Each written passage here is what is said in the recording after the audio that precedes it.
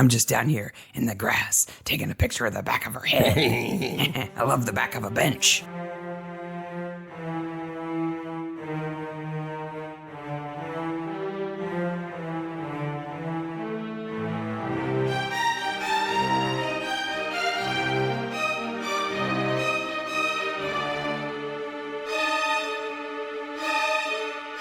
Hey, Maniacs. Hey, Maniacs. It's Mystery Maniacs. Mystery Maniacs is a comedy recap podcast dedicated to the British mystery TV. Each week we dig into an episode of a show, including the murders, the mayhem, the loonies. Oh, there's loonies here. And everything else we love. This week we're covering Father Brown. Season 1, Episode 5, The Eye of Apollo. I'm Mark. I'm Sarah. And if your kids can join a sun-worshipping cult, they can listen to this podcast. I don't think there are any kids in this cult. I didn't see any little kids there. No, there's no kids. This show is much like Midsummer, is decidedly without children. Yeah. I mean, there are some episodes of Father Brown where there are kids, but they're just as rare as they are in Midsummer. Yeah. Father Brown, episode 2. Well, it's our second. Yes. Yeah. Sorry. This is our second episode. It was shown on the 18th of January. They showed all 10 episodes of Father Brown in 3 weeks. Wow. When they first came out. It was like a Father Brown blitz. Father Brown Blitz, directed An extravaganza of Father by Brown. Matt Carter, and also this was like the pilot written by Tashin Gunnar. Before we get into the episode, let's talk briefly about the original story, because it's really different from the screenplay that they wrote for this. The story is very different, and I think the difference is interesting. Yes, in the story, I haven't read the story, but I know the original 74 version of the show. It follows the story very closely. Okay. I have read the story. Father Brown and Flambeau. Yes, Flambeau, the jewel thief. Now, wait a minute. Some people listening have not watched any other Father Browns than these two. Well, okay. So Flambeau is a former jewel thief who becomes a PI and is a friend of Father Brown in the stories and in the 70s version of the show. Not in this version of the show. Flambeau is a very different character who I love. In this version, in the 2013 show, he is a rascal and he is on the run all the time from the police. He's an international jewel thief of mystery and romance. Yes, in the stories and in the 74 show, that life is past Flambeau. Yeah. So he takes an office in a high-rise building, and a cult moves in to the same building, and two sisters who run a secretarial office in the same building. One of them becomes entranced with the cult, the Eye of Apollo, and the other one doesn't. And the one who does ends up dying by falling down an elevator shaft. And the cult is really based on staring at the sun. Yeah. So the whole idea of the original cult is that if you are truly holy and healed and whole and special, you can stare into the sun with no ill effects. That's like why it's like snake handling. It's like a test. That's why it's called the Eye of Apollo, and why in this episode there's no mention of eyes at all. Except it's called the Eye of Apollo. Yes. Yes. But it's just the Church of Apollo, right? Yes. It's an interesting difference because I think the screenwriters this time, they had to change a lot because they've got to move it into Kembleford. Yes. Right? So it's got to be in a village, and they need somebody close to the story to be a potential victim of the cult. Yes. So Susie ends up falling into the cult for a very short period of time. And it's just it's a key difference. And in the original, in the 70s version, Kalon, who leads the cult, is a full-blown charlatan. He does not believe in the cult. He knows it's all a fib the whole time. He's never a true believer of his own stuff. At the end of it, he stares into the sun long enough that he falls off a that building. he falls off a building. I think. By the way, just as a little safety note, staring into the sun is never a good idea, okay? If there's an eclipse, wear the special glasses, all right? Nobody is safe from that. So that's a big difference. We got that out of the way. Yes. We're good. We're good. Yep. All right. Let's talk about this episode. Okay. Could they have been more stereotypically mysterious about a cult moving into Kembleford? At the beginning. It's a dark and stormy night. It's dark and stormy. There's lightning. There's people in cloaks with hoods. There's fire. And a box that says Church of Opalo. Yes. Like, what's in the box? What's in the box? At first, I thought Kalon was in the box. That'd be pretty impressive. That would be. If they carried him around like Dracula in a box like that. But it's not. It's just their stuff, I guess. And Father Brown, like Midsummer, is the whole idea is that we'll flirt with the idea that supernatural exists, but then place you clearly in rationality at the end of the episode. Mm-hmm. If Kalon had been a vampire, it would have been shown that he wasn't actually a vampire. He just thought he was, but he was wrong. Yes. He was faking it. Poor Susie. She's a refugee. She has to deal with Mrs. M all the time, and her hut catches on fire. Lost her parents. She lost her parents, and then she almost lost their photos. Yeah. What knocks over the lamp in her hut? The wind. Kalon. The wind of Kalon. He did just whisk into town, in the dead of night Yep. and move into a country estate. So maybe he has Dracula-like powers elsewhere in the village. Things are knocking over. Don't fall asleep with a lantern lit next to your bed. That's a good rule of thumb. Open fire, fire of any type, and sleep don't go together. Don't do that. You are chosen. Are you lonely, empty, or lost? They moved into town the night before under the cover of darkness. And yet everybody already has the pamphlet. When did they go around putting out the pamphlets? In the middle of the night? I love Mrs. M. They're Satanists. She has these little outbursts of super dark stuff. What's wrong with you, old woman? Well, it's Like an unflushed toilet. Yeah. Like Satanists moving into a country estate. Get to your chores. She's so mean. Look, little lady. I'm doing it. I'm cleaning up. Shut up. One of the great things in life is when people say they're fine and they're not actually fine, and everybody knows they're not fine. But it's sometimes hard to do in shows, and they do a great job of it here. Yeah. Because if you're an actor, acting like you're fine, acting like you're not fine, it's like double acting. Yeah. It's like actors who are good at playing a character who's a bad liar. Yes. It's tough. It's tough. This is our first dealing with Sid. Sid! Yes! I love Sid so much. Sid Carter, who, if you've only watched the episodes that we're talking about, you've missed kind of Sid's introduction in a previous episode. Yes. But he is a man about town. He's a young man. He's very independent. I think he lives in a little trailer in a farm field. He doesn't have a whole lot of backstory, but he knows a little bit about everything. He is Lady Felicia's driver in many of the episodes. So he puts on the chauffeur's uniform and drives her around. He is an reliable person. But he's the guy with lots of jobs. He's All always the jobs.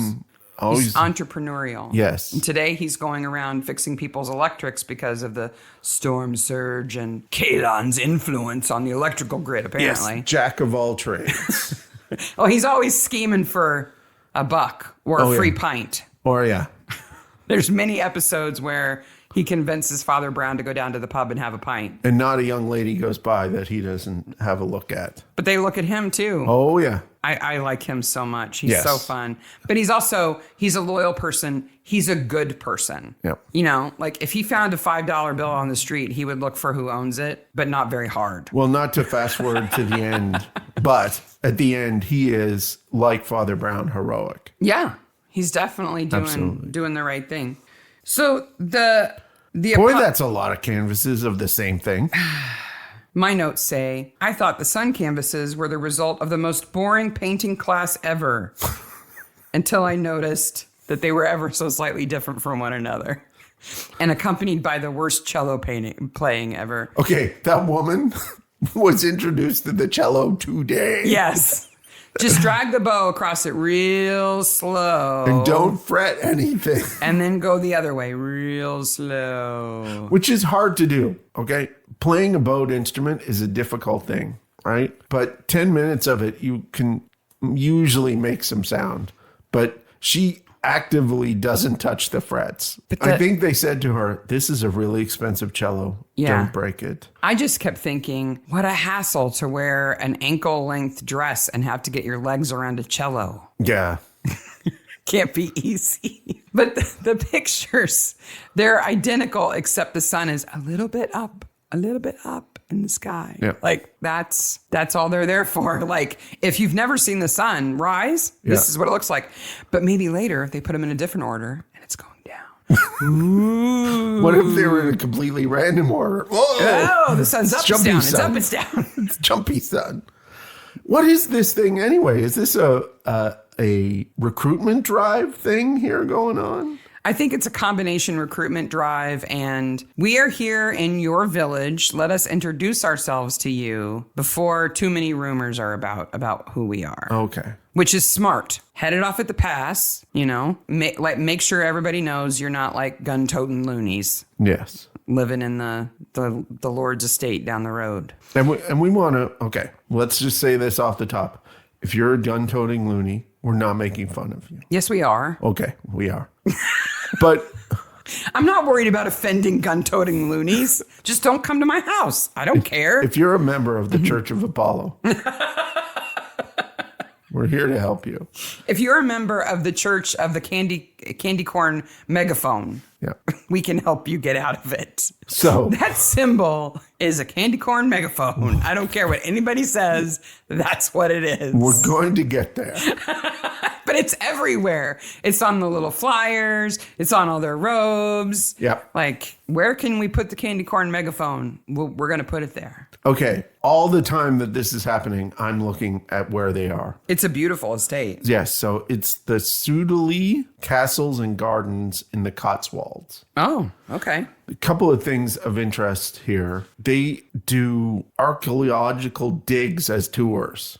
Oh, that which sounds is like super fun. You could go be a time team person. And they're not like pretending to bury stuff and let you find it. Do you remember those toys that the kids used to get as kids that was like a block of sand with a plastic fossil in the middle? It made such a big mess. Look, I'm a paleontologist. No, you're making a mess.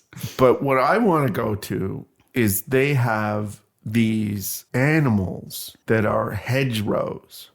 Topiary. Kinda. It's hard to tell what they are. Well, they're bushes. Yeah. They're shaped like animals. Yep. That's a topiary. They have like rhinoceroses and giant hedgehogs and That's camels. incredible. They're super cool looking. That's so difficult to do. I'll post some pictures. That shows such a level of dedication.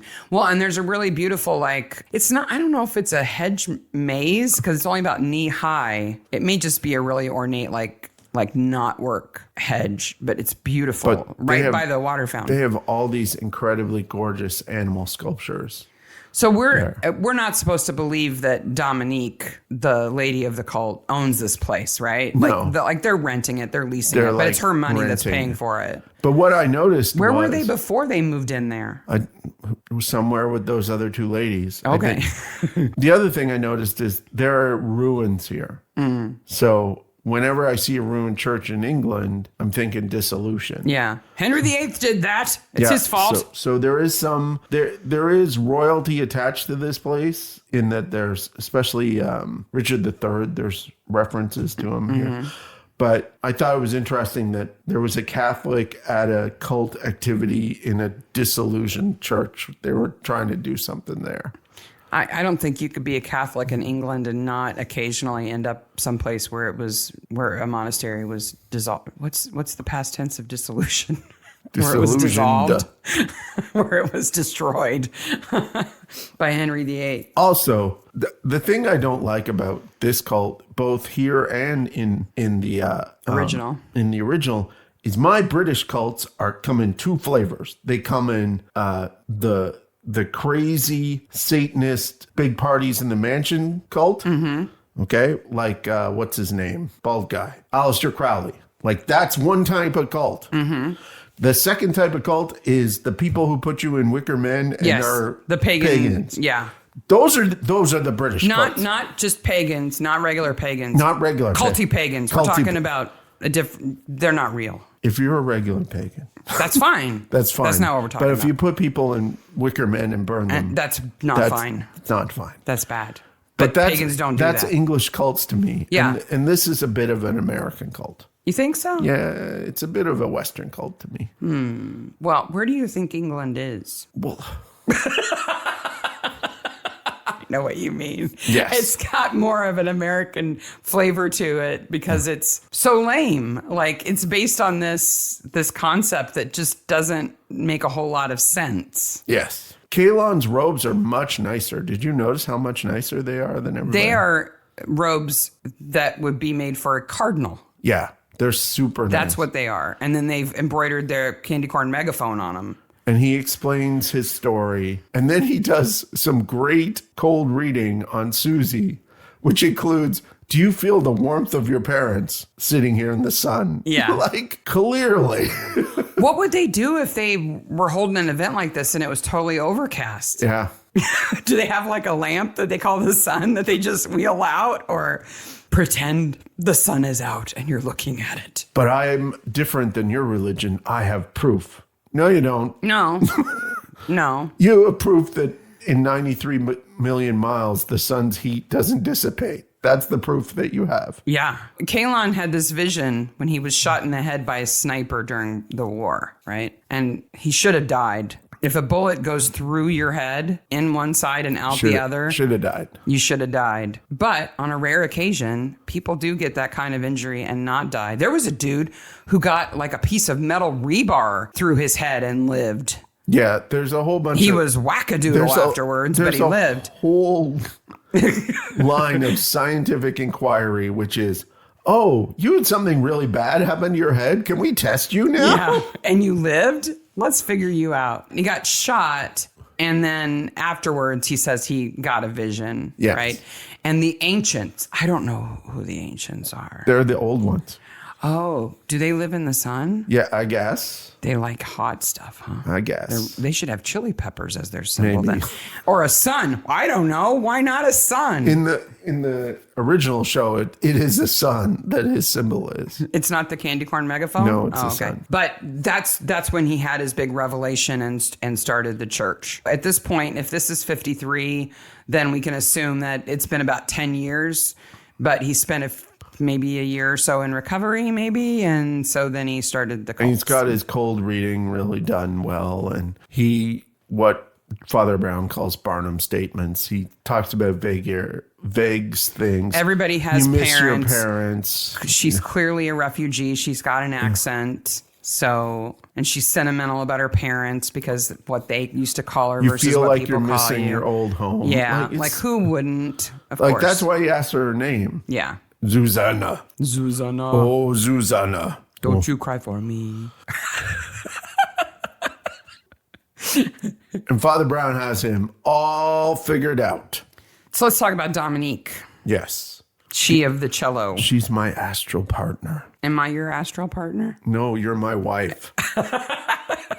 I'm not your partner in the sun. No, you're my wife. They have a symbiosis of souls. Yeah. Which It's so much more than wife. I don't think they're actually married. I don't think they're actually married either. And basically, it's we have a symbiosis because she's got lots of money. Yeah. And I want the money. So we have to separate here because Kalon is a man who was injured, has mental difficulties because of that, and has visions and starts a religion. That is one throughput. Yeah. And I think he's sincere about that. I think he really does think that he had some kind of out-of-body enlightened experience. At the same time, he is a greedy lech. Yes. Who likes to take pictures of girls. Yes. In the same place. He's just capturing their essence, Mark. Oh. Think that would fly in court? No.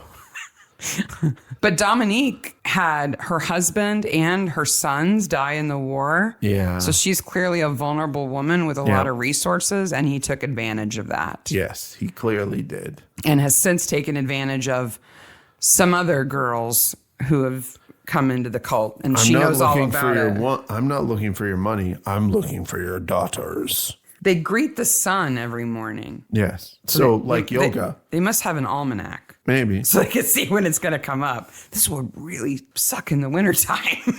It's never the wintertime in the Cotswolds. Have you ever heard the term verbal satiation? Sort of, yeah. When you like write the same word over and over and over again and it stops meaning anything to you, that's how the we greet thee thing hits me.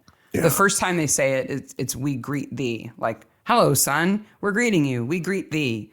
But then every time they say it after that, it loses a bit more meaning. And then it just becomes, we greet thee. We greet thee. We greet thee.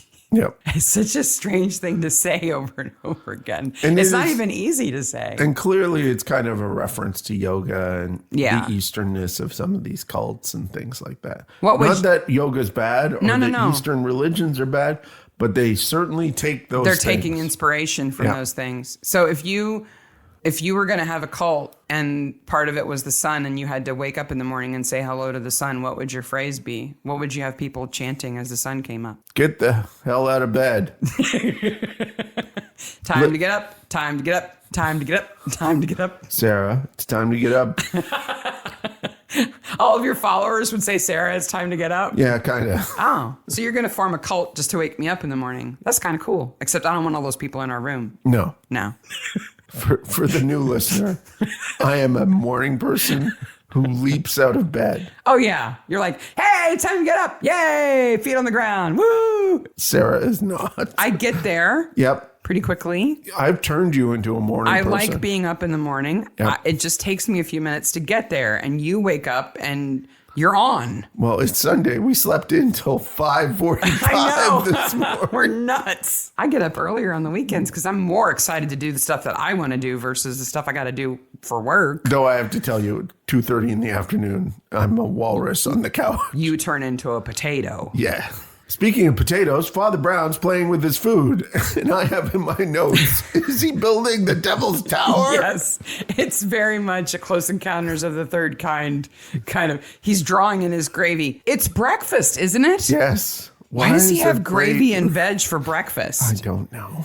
But Mrs. M cooks does she cook all of his meals? I don't know. She doesn't live there. No. We know she doesn't live there. But I'm sorry, I'm not making something with homemade gravy for one person. That's a lot of work. Yeah.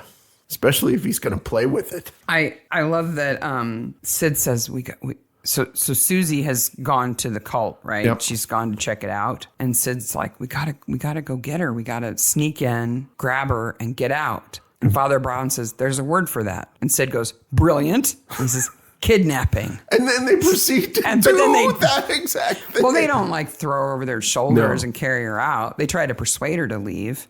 Sid's just, I love the two of them going over the wall. Yeah.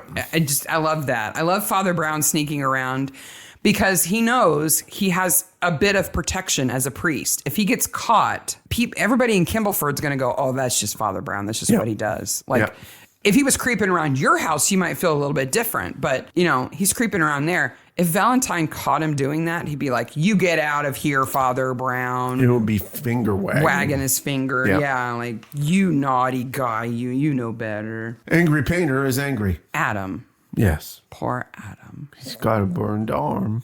Did you recognize Adam? He seemed familiar, but I didn't know where I recognized him from. Well, you should have recognized him because the other role that you've seen him in, his name is Ben Starr, the actor.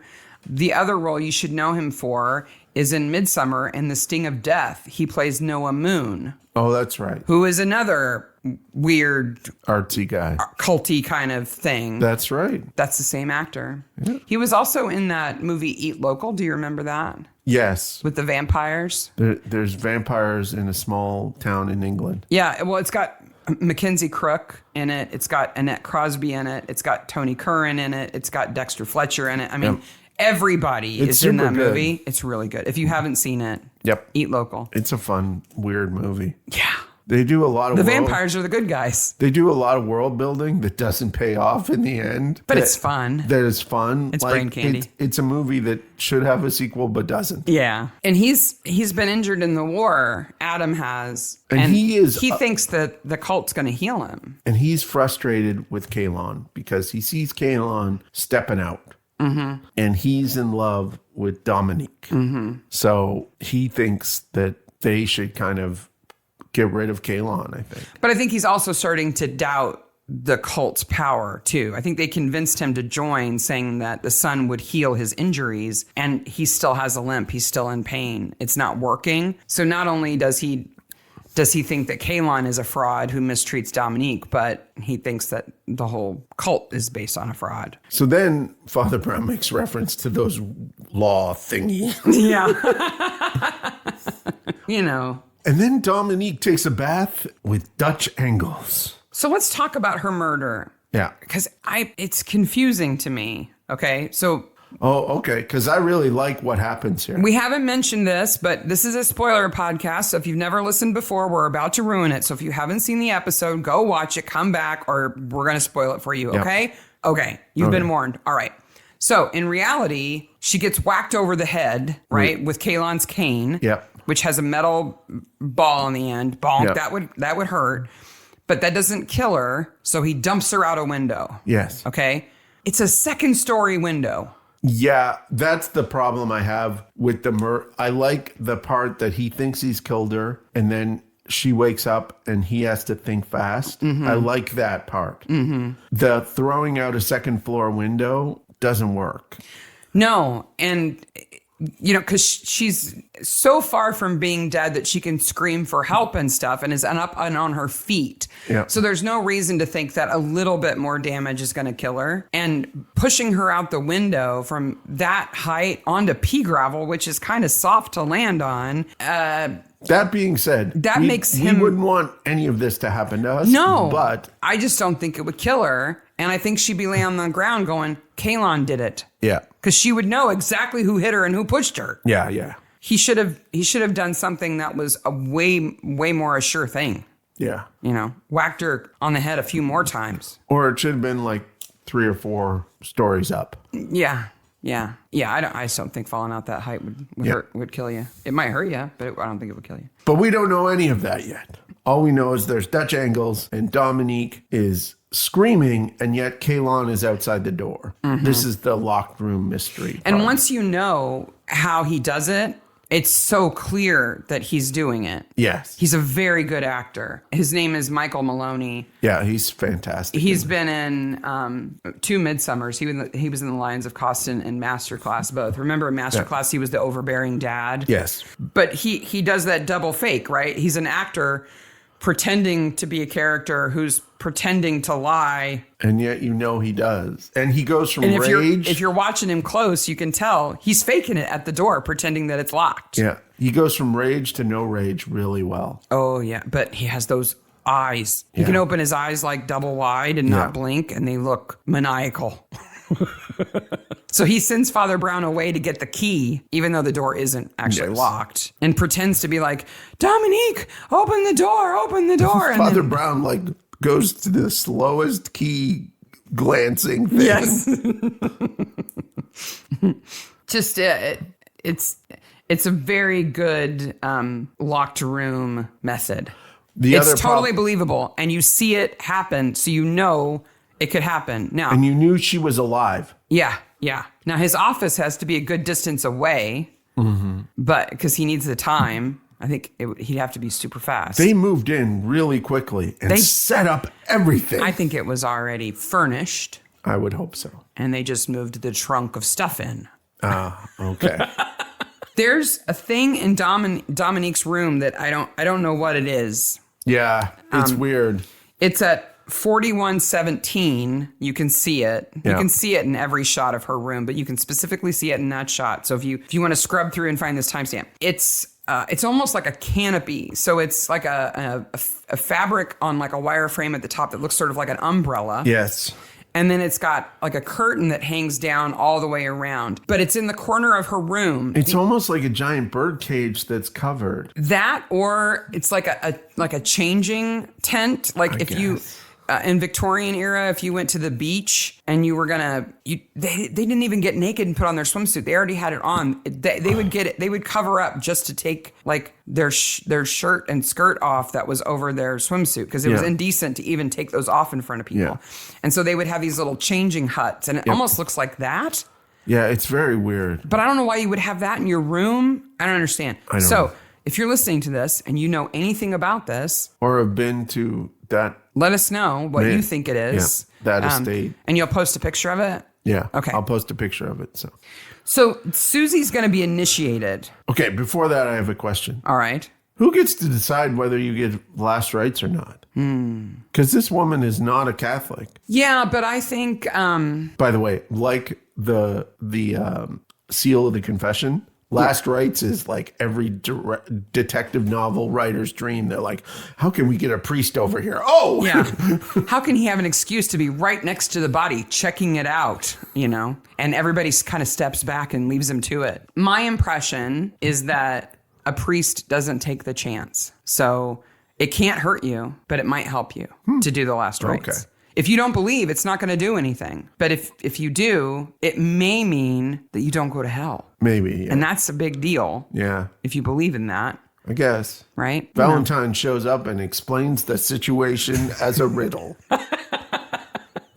I like Valentine. Valentine's awesome, but he's here for exposition. He is. Well, and he clearly is taking no shit from these cult people, he doesn't even pretend to respect what they believe in. It's just yeah, charlatan, whatever, the lady's dead. So who did it, right? I also like the idea that Adam is painting yet another picture of the sun. So he's painting with oranges and reds. And when he and Dominique tussle a little bit because she tries to kiss him, he gets paint on her. So then when she's going to bathe, she's rinsing the paint off. Yeah. And then there's blood. So you don't know whether it's paint or blood. Yeah.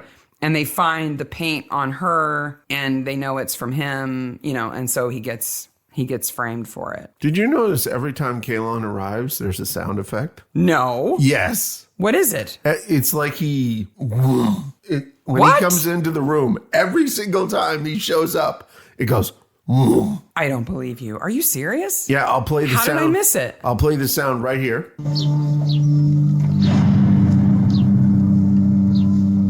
And that's every time. Almost every time he arrives. Until he's not Kalon anymore. Yeah. While he thinks he's powerful, Yeah. it happens. Yeah. But then does it stop at some point? He stops entering rooms. Yeah, that's true. So let's talk about the initiation. Yes. So Susie gets to put on a curtain. Yes. With some drawstrings in the armpits? Yeah. How does that work? I guess. The estate has a chapel. Yes. Which he's happy to use, even though they're not Christian. And they unveil a prism. Yes. Which is like... Science. I'm just thinking logistically. They have to do this in a space where the sun is going to hit that spot, right? Now, Christian churches, especially older ones, all face the same direction. Yep. Okay? But the sun is not always in the exact same spot, and there may not be windows to let it in at the right angle. But this ritual relies on that. Yeah. Until I knew how big this estate was, I was like, isn't the church broken up? Because you see the ruins, but no. No, they would have their own chapel. There's lots of different things in this estate. But that's... In my notes, it has, I baptize you with prism. Yes. I just, it would be very difficult to time that just right and have just the right space to do it in. But it has that quality of showmanship that good fake cults have. Oh, yeah. But logistically, it's really difficult. Yeah. I mean, if they're 5 minutes late, the sun may be out of line and not hit it. And then somebody would have to be like, here's a flashlight and shine it in the prism. And in my notes, I have that Susie should say, once she's baptized, that this is the end of Act 2. Because to put a point on it, it's the end of Act 2. So then we go to Valentine's room office again. Oh, yeah. Sorry. Where they look at Kalon's record? Yes. I trust you not to touch anything on my desk while I step out. Tap, tap, tap. And this is I love Sid as Father Brown's sidekick. Yeah. Because if there's something that Father Brown really can't do because of who he is, Sid will do it. And if there's something that Sid shouldn't do because he would get in trouble, Father Brown will do it. And they'll act they're a great pair. They'll act like each other's lookouts. Yes. Absolutely. Father Brown's digging through filing cabinets that don't belong to them, and Sid's on the lookout for it. They're such a good team. So they find the clipping about Kalon being shot in the head and his real name and everything. And now I'm assuming Gerald is on the run a bit here because he has a file about him. Why would they have a file like that in Kembleford? Yeah, that's what I was going to ask, is that They might have his police record because they may have requested it from wherever they were last. In the meantime, in the 24 hours or something that this all takes place in, it's very fast. The timing is a little fast here. But why there would be a newspaper clipping in it, I don't know. Yeah, it leads you to think that maybe he's more on the run than they're giving credit for here. But would they have a physical file? No. They wouldn't have a physical news clipping like that. No. At most, they would have like handwritten notes about it that they jotted down on the phone with somebody else, right? You'd get this information from somebody else. Like a telegram. But that's not as fun as having it in a file in the office that Father Brown can look. Yeah. So they can see him laying in bed with the doctor and his stethoscope on. Yep. And Father Brown has everything all figured out now, and he finds the pictures. But they break the rules. They don't let us see the picture. They don't let us see the clipping. We don't know what he knows, and that bugs me. I wish they showed us the clipping. But we don't know that part, but we know then that he's total charlatan. Mm-hmm. And they show us the pictures he's taken of the girls in the same pose, in the same bed. Yes. Just a weird date. I don't buy that Susie wouldn't be put off by that. Yeah, I would think that Susie would be put off. If they were photos of these girls wearing like very thin robes from the cult standing in the sun and you could see through the robe, I might buy that as an artistic photo that he also likes because he can see their bodies. Yeah. But they're lying in a bed in their negligee, their slip. Yeah. I'm not buying And I don't that. like the scene where she sees him taking pictures of Susie because it's pee-pee Tommy that doesn't need to be. And he's taking a picture of the back of her head. Yeah. Ooh. I'm sure there are people who are into that, but Kalon wearing a camera around his neck is weird. It's sort of a giveaway. Yeah. You know, like hide it under your robes or something. No, I'm just down here in the grass taking a picture of the back of her head. I love the back of a bench. It's awesome. So we find out that they went upstairs and were arguing, and then Kalon kills her. And Father Brown lays all of this out, and he is still incredulous. He's like, and you're here to arrest me? I'm like, that's not how arresting works. No. Like, I know that your view on religion is maybe alternative, but Father Brown has no arresting authority. Kalon's big weakness here is that he didn't do his research. They should have chose a town where Father Brown didn't live. Yeah. He doesn't know about him. Yeah. And what he does. If he had, they would have gone somewhere else. Yep. They would have gone to Costin or something. And we see that that moment again where he says, I don't care about you being punished. I care about your soul. Well, he says it's not my job to get justice for you, you know. And this is where Sid justice is great because Sid recognizes that this is the end of the show and recognizes this is Father Brown's stage. So he gets Susie to safety. This is a cassock battle between black and white, and Susie could get hurt. Yep. Because it's going to be a showdown. Yep. Cassock versus cassock. Yes. I love the line where Father Brown is so good. Mark Williams is so good. He like curls his lips up and kind of shows his teeth, and he gets a little spitty when he gets really, really mad. Yep.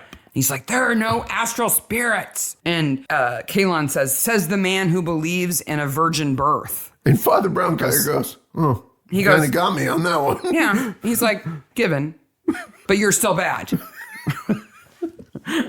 I think he says fair. Yep. Yeah. But the face, he doesn't do it every episode, but man, when he does, in the first one, when he's facing off against the Anglican reverend at the top of the tower, you know, it's like few things piss him off like that. But using God as an excuse or belief as an excuse or hiding behind God in some way, that really makes him mad. Kalon's having a bad day here.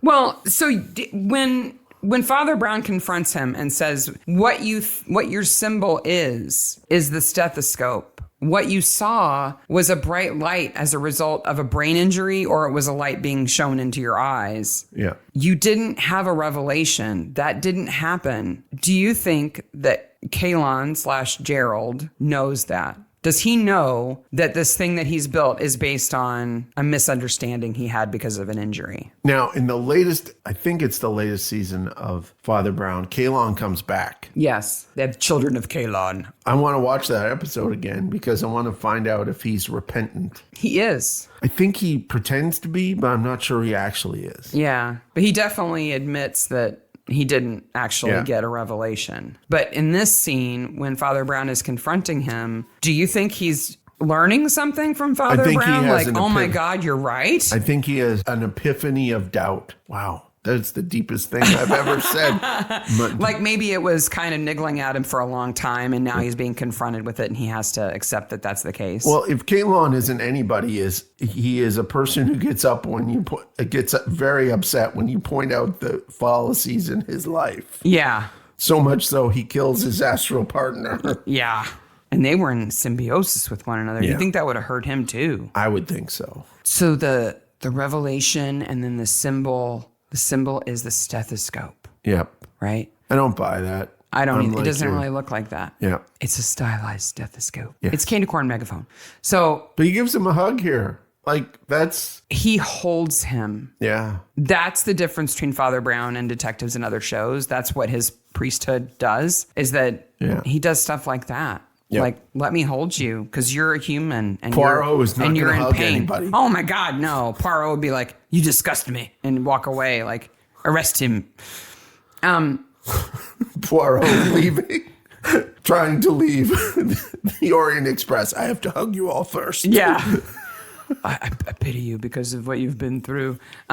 If you had to base a cult on what you saw when you first woke up, like Kalon does, what would it be? It would be the Church of the Alarm Clock. Mine would probably be like the Church of the Cat Butt. Yeah. Because Lucy, our cat, really does like to show me her butt the first thing I open my eyes. Sarah, it's time to get up. Cat's butt is in your face. If you walk away and I'm not awake, she says, okay, I'm the second line. And she goes up and like bumps her face against mine and then turns around and is threatening to sit on my head. And I open my eyes. So my cult would be the cult of the cat pucker or something.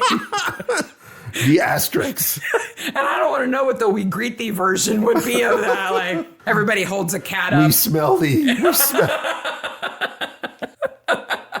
No, you have to lift your spiritual tail over and over again. Maybe this one's better than what mine would be. I love how Zuzanna here says, I want to be alone. And Father Brown goes, can I join you? Yeah. I let you be alone for 30 seconds and then I followed you and sat down next to you. Yep. And once again, Mrs. M, who's been a major pain in the ass, she screams at Susie, you're so stupid. Yep. Then she says, how can she be here at this open day for the cult?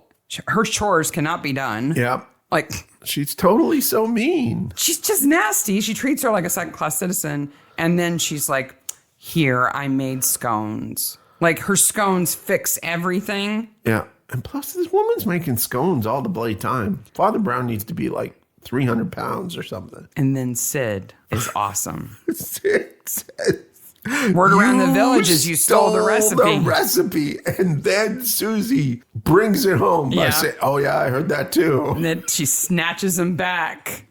Did you see what, so Mrs. M and Sid go off. Mm-hmm. Do you see what Father Brown and Susie do? Mm-mm. While the camera backs up and we see his umbrella and his hat? Huh.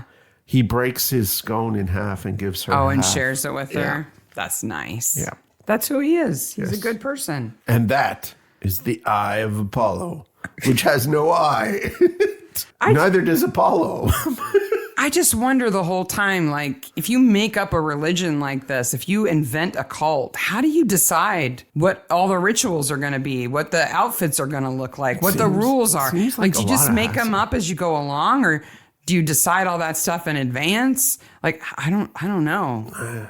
It seems complicated. Most cults tend to be started by a small nucleus based on one dude, usually a dude's ideas. So he can spread those indoctrinate that small nucleus. Yeah, and then they kind of evolve. Then they evolve. I just want to see the the book of rules where he's writing stuff out. Like, okay, you got to stare at the sun for 5 minutes. No, cross that out. As long as you can take it. No, cross that out. If you can stare at the sun, then you're special. Cross that out. Or like, everything goes through drafts. Like, we eat thee. No. We feed thee. No, that doesn't make any sense. Yo, son. No, that's not good. We meet thee. No, that doesn't. Cat butt. No. No. And where does Apollo even come into it? Like, is Apollo an ancient? I guess. Yeah, there's a lot more explanation. Like, Apollo is the sun god, so that's a lot better explanation in the original. Well, and Kalon is Greek. Okay. It means noble. Okay. Or beautiful. Okay. In Greek. That makes sense. So. Plus, it has that great kind of sci-fi-ness to it, which is, of course, the opposite. Sci-fi based a lot of the characters on stuff like that. Yeah. I've got a horrible movie for you. Okay. So, if you want to hear it. But we should do after the credits first. Oh, okay. Well, there's 4 people. Okay. There's Kalon. Yes. Jail. Dominique, dead. Yes. Sid stays on. Yeah. And Adam, who goes to the hostel. Goes to the hostel. That's it. That's all I there is. don't know why Adam's there. He doesn't need to be there. No. He's just another person that Father Brown gets to be kind to. Yep. And I think it would be even better if the cult was all women. Like that would be too obvious, I think. Maybe. It'd be too... Yeah. No, Adam is only there to be wrongly accused. That's his whole job. He's a red herring. Yep. Okay. Now are you Bad ready movie. for a horrible movie? Yeah. This movie is terrible. Ha! I bet Mark's seen it. And Michael Maloney, the actor who plays Kalon, is in this film. Okay.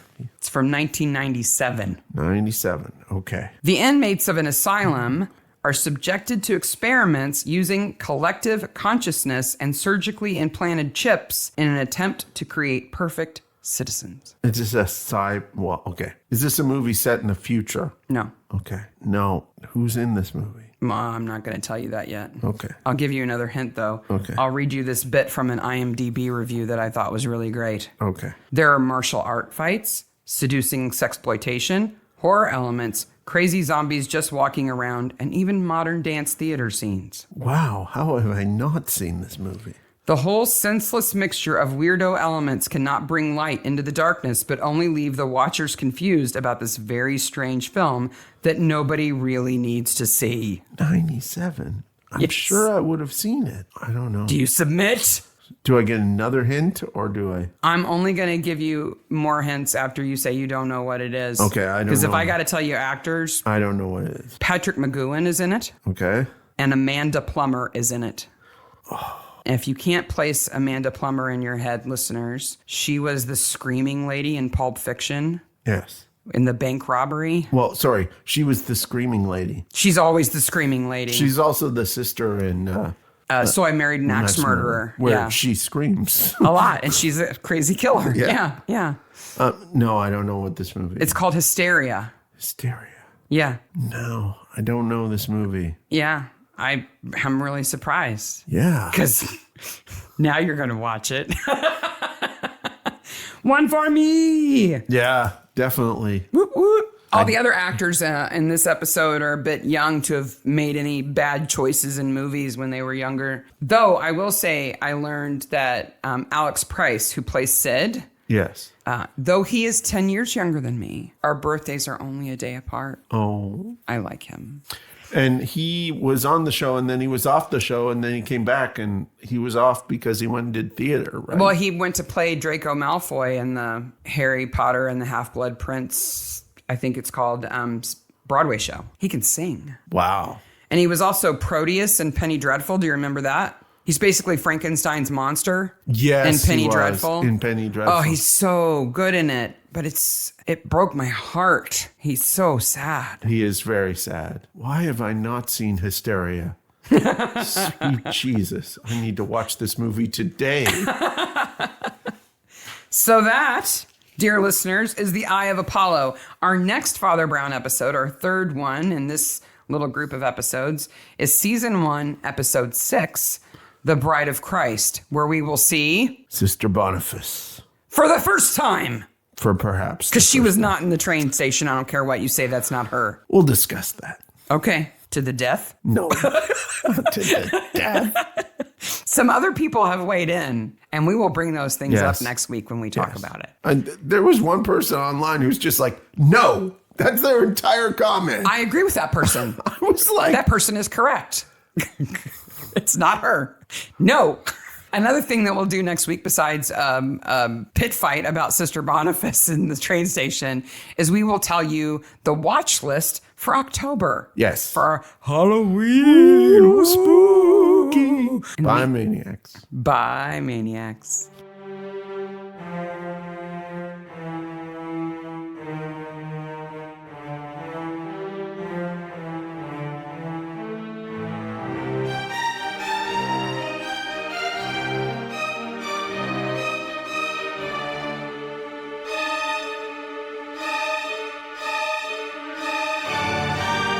Where the fabric Dalek is. That's what I'm going to call it because I don't know what it is.